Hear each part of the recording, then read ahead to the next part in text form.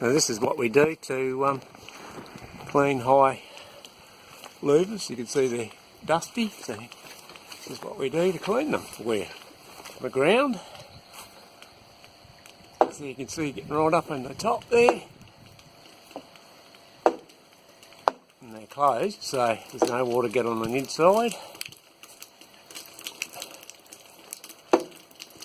And I'll show you all the finished results after.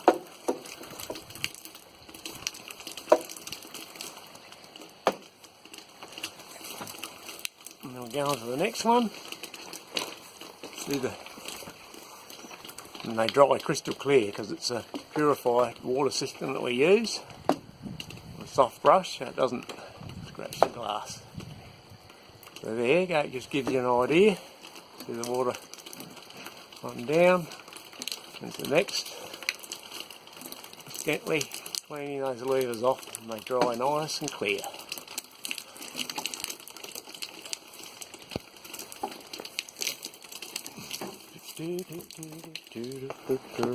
There we go, as you can see now, these louver windows all nice and clean after I cleaned them with the water fed.